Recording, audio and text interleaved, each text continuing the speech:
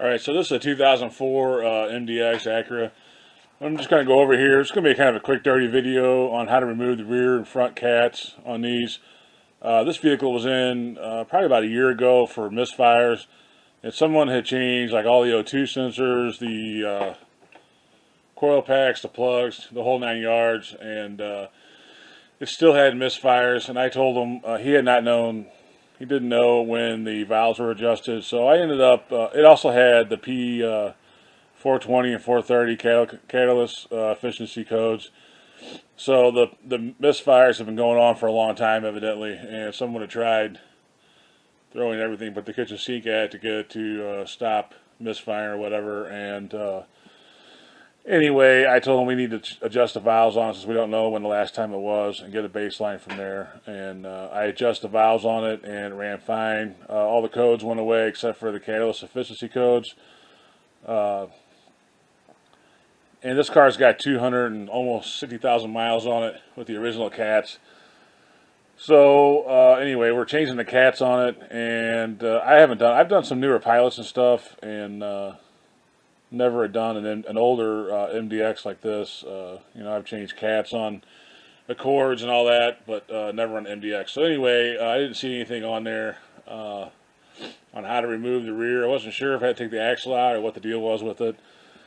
So I went online and, well, first I checked the service data, and all it says is unbolt the cat and remove from the vehicle. Absolutely no direction at all.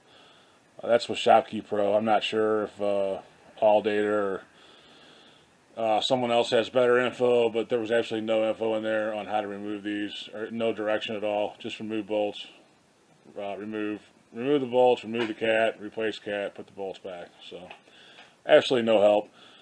I went online, didn't see anything, so I'm just going to go through and show you. I'm not going to do a step-by-step on this, but I will show you what I did to get this out, and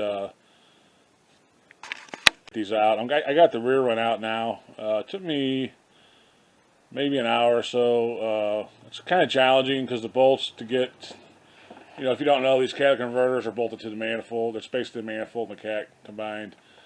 And there's 4 nuts that hold them on to the heads. And the front's not too bad. You can get to it pretty decently. But the back, I had to stand on a, I mean, I got it jacked up, but you have to really get back there.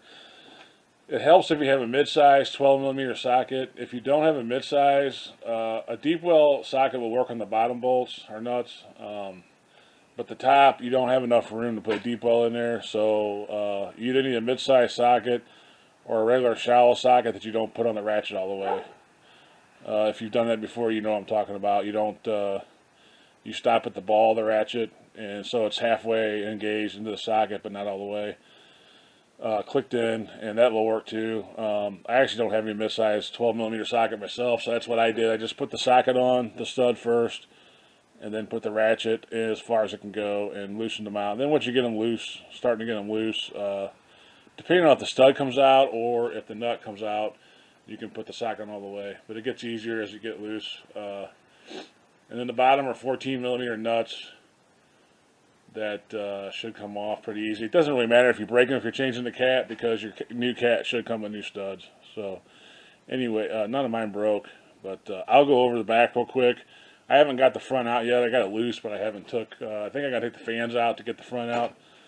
That's what I've done in the past on some of the older pilots and stuff, so I'm assuming it's the same on this.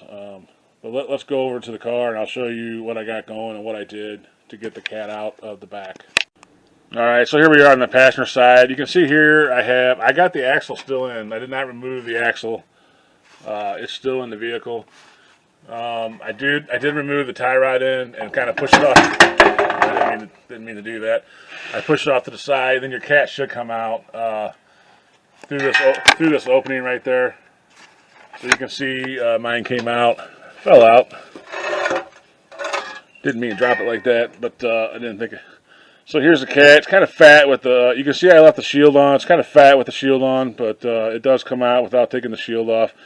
I left the O2 sensors in on the back just because it's probably easier to take them off when it's attached to the vehicle.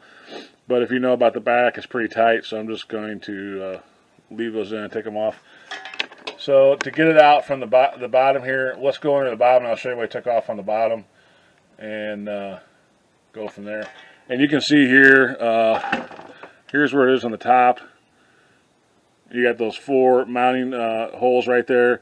And you got to reach over the top of the engine, take the engine guard off, reach over the top, and just kind of, I use a mirror and kind of, you can kind of feel it.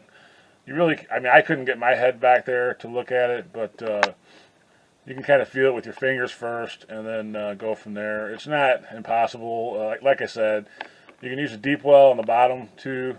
That's the same with the front too. And then either use a mid-size or don't put your socket all the way on the top, and then they should come off. It's not, it seems like it might be impossible if you don't work on cars a lot, but it's not. You can get back there and get it. So you can see the axle's in. I did take off the axle shield, and I'll show you that in the cross member. So let's get underneath it, and I'll show you what I did underneath it.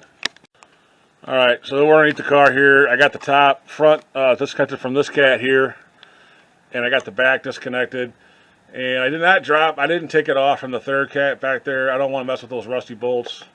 And there's no reason to take this pipe all the way out as long as you can get it dropped down. And to get it to drop down, you take off that cross member right there. It's 4 14mm bolts. Take that off, and then I'll get you in there and I'll show you what else you got to take off. Alright, and then here's your mounting for the exhaust. It's 2 12mm bolts that hold that. Once you get that cross member out of the way, take these 2 12s out, and then that should drop your exhaust down far enough. You can leave it hooked up right there. And that should drop it far enough down where you can manipulate whatever you need to manipulate. Sorry.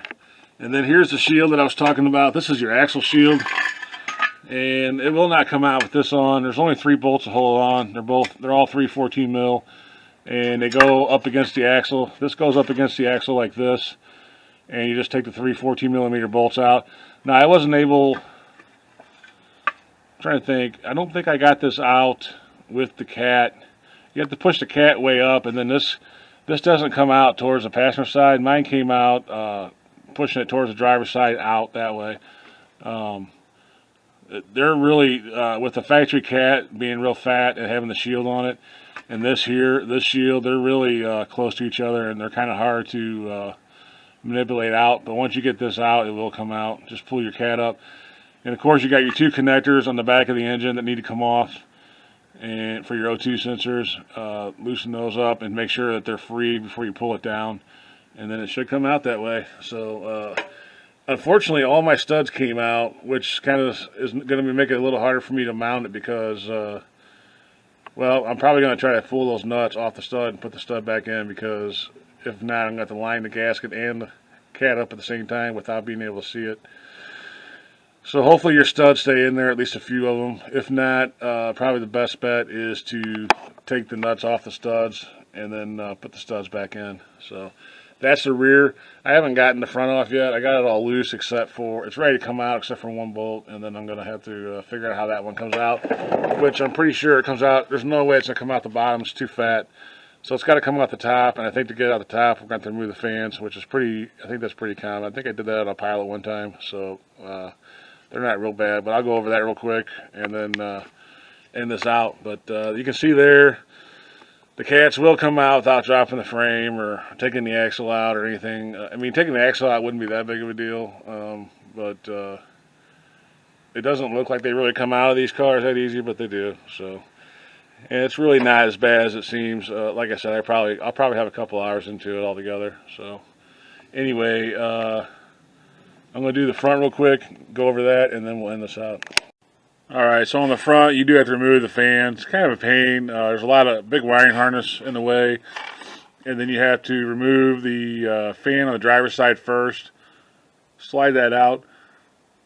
And then you can slide out the one by the cat. I don't think you can take the one out closest to the passenger side without taking the driver's side out. It just doesn't want to come out. And this header bar is not removable, so the easiest way I found is to take the far fan out and then slide that fan over and take that one out, and then your cat will come out no problem. So the cat's out on this.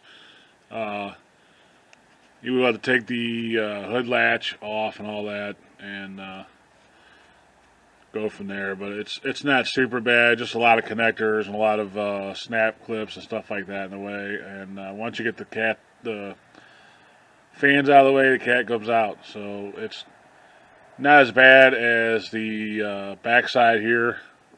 You can kind of see there, that's what you're dealing with, taking the back off and getting those 4 bolts out. Not a lot of room back there, and kind of a pain. But anyway, it's just a short overview on how to do the cats, remove the cats on a 04 MDX. I didn't really see anything on there, and like I said before, the service manual was, service data was completely useless. So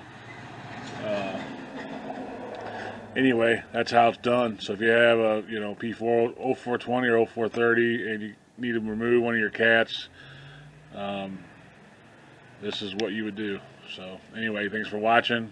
Hopefully this helps somebody. As always, God bless.